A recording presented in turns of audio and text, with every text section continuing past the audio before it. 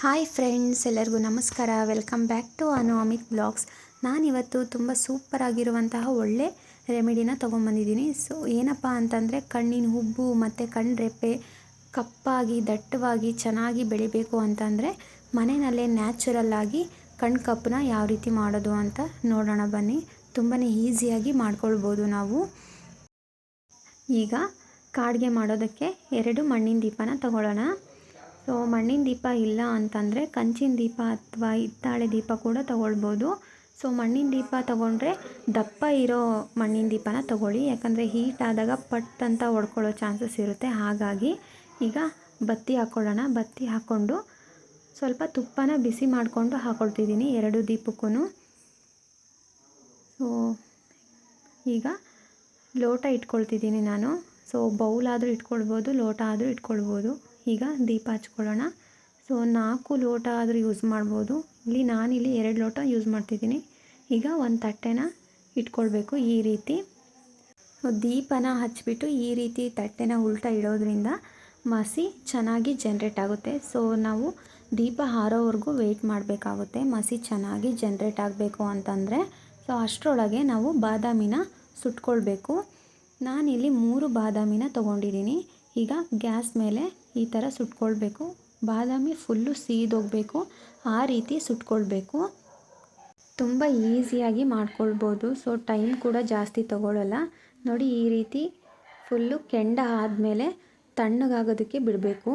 So ತಣ್ಣಗಾದಮೇಲೆ ಒಂದು ಪೇಪರ್ಗೆ ಬಾದಾಮಿನ ಹಾಕ್ಕೊಂಡ್ಬಿಟ್ಟು ಸ್ವಲ್ಪ ಜಜ್ಕೊಳ್ಬೇಕಾಗುತ್ತೆ.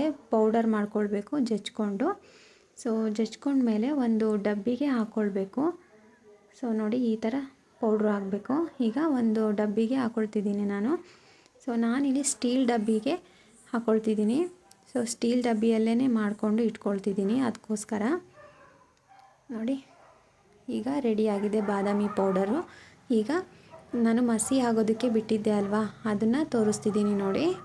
ಸೊ ಎಷ್ಟು ಚೆನ್ನಾಗಿ ಮಸಿ ಆಗಿದೆ, ತುಂಬ ಚೆನ್ನಾಗಿ ಬಂದಿದೆ. ನೀವೇ ನೋಡ್ಬೋದು ಎಷ್ಟು ತಿಕ್ಕಾಗಿ ಚೆನ್ನಾಗಿ ಬಂದಿದೆ. ದೀಪ ಕೂಡ ಎಲ್ಲ ಆರೋಗಿದೆ. ಈಗ ಮಸಿನ ಎಲ್ಲ ತಕ್ಕೊಳ್ಳೋಣ. ನೋಡಿ, ಚೆನ್ನಾಗಿ ಬರ್ತಿದೆ ಎಲ್ಲನೂ. ಇದನ್ನೆಲ್ಲ ತಕ್ಕೊಂಡ್ಬಿಟ್ಟು ಬಾದಾಮಿ ಪೌಡ್ರ್ ಹಾಕಿದ್ನಲ್ವ, ಅದೇ ಡಬ್ಬಿಗೆ ಹಾಕ್ಕೊಳ್ಬೇಕು. ಈಗ ಮಸಿ ರೆಡಿಯಾಗಿದೆ ನೋಡಿ. ಬಾದಾಮ್ ಪೌಡರ್ನ ಡಬ್ಬಿಗೆ ಹಾಕಿಟ್ಕೊಂಡಿದ್ನಲ್ಲ, ಅದೇ ಡಬ್ಬಿಗೆ ಮಸಿನ ಹಾಕ್ಕೊಳ್ತಿದ್ದೀನಿ. ಸೊ ತುಂಬ ಈಸಿಯಾಗಿ ಮಾಡ್ಕೊಳ್ಬೋದು. ಸೊ ಟೈಮ್ ಕೂಡ ಜಾಸ್ತಿ ತೊಗೊಳ್ಳಲ್ಲ. ಈಗ ಒಂದು 4 ಡ್ರಾಪ್ಸು ಕ್ಯಾಸ್ಟರ್ ಆಯಿಲ್ನ ಹಾಕ್ಕೊಳ್ತಿದ್ದೀನಿ. ಹಾಗೆ ತುಪ್ಪನ ಹಾಕ್ಕೊಳ್ತಿದ್ದೀನಿ. ಸೊ ತುಪ್ಪನ ನೋಡಿಕೊಂಡು ಹಾಕ್ಕೊಂಡು ಮಿಕ್ಸ್ ಮಾಡ್ಕೊಳ್ಳಿ. ಸೊ ನಾನಿಲ್ಲಿ ಬಡ್ಸಿಂದ ಮಿಕ್ಸ್ ಮಾಡ್ಕೊಳ್ತಿದ್ದೀನಿ. ಸ್ಪೂನು ಹಿಡಿಯಲ್ಲ ಈ ಡಬ್ಬಿಯೊಳಗೆ, ಅದಕ್ಕೋಸ್ಕರ. ಸೊ ನೋಡಿ, ರೆಡಿ ಆಯಿತು. ನೋಡಿ ಎಷ್ಟು ತಿಕ್ಕಾಗಿ ಚೆನ್ನಾಗಿ ಬರ್ತಾ ಇದೆ. ಈಗ ನೋಡಿ, ನನ್ನ ಪಾಪುಗೆ ಇಡ್ತಾ ಇದ್ದೀನಿ. ತುಂಬ ಚೆನ್ನಾಗಿ ಕಾಣಿಸ್ತಿದೆ. ಸೊ ಕೆನ್ನೆಗೂ ಕೂಡ ಇಟ್ಟು ತೋರಿಸ್ತೀನಿ. ತುಂಬ ಚೆನ್ನಾಗಿ ಬಂದಿದೆ, ಪರ್ಫೆಕ್ಟಾಗಿ ಬಂದಿದೆ. ಸೊ ನೋಡಿ ಎಷ್ಟು ಚೆನ್ನಾಗಿ ಕಾಣಿಸ್ತಿದೆ. ಈ ರೆಮಿಡಿ ನಿಮ್ಮೆಲ್ಲರಿಗೂ ಇಷ್ಟ ಆಗಿದೆ ಅಂದ್ಕೊಳ್ತೀನಿ. ಇಷ್ಟ ಆದರೆ ಪ್ಲೀಸ್ ನೀವು ಒಂದ್ಸಲಿ ಮನೇಲಿ ಟ್ರೈ ಮಾಡಿಬಿಟ್ಟು ಕಮೆಂಟ್ ಮಾಡಿ ತಿಳಿಸಿ ಹೇಗೆ ಬಂತು ಅಂತ.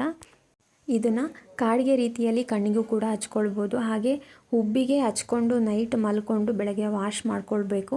ಸೊ ಇದೇ ರೀತಿ 1-2 ವೀಕ್ಸ್ ಮಾಡಿದರೆ ಕಣ್ಣು ಉಬ್ಬು ದಪ್ಪ ಆಗುತ್ತೆ, ತುಂಬ ಚೆನ್ನಾಗಿ ಬೆಳೆಯುತ್ತೆ ಉಬ್ಬು. ಹಾಗೆ ಕಣ್ಣು ಹಚ್ಚಿದರೆ ಸೊ ಕಪ್ಪಾಗಿ ಚೆನ್ನಾಗಿ ಬರುತ್ತೆ, ತುಂಬ ಚೆನ್ನಾಗಿ ಇರುತ್ತೆ.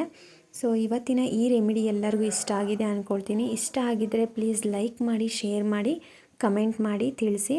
ಹಾಗೆ ಪ್ಲೀಸ್ ನನ್ನ ಚಾನಲ್ನ ಸಬ್ಸ್ಕ್ರೈಬ್ ಮಾಡಿ, ಸಪೋರ್ಟ್ ಮಾಡಿ. Thank you for watching.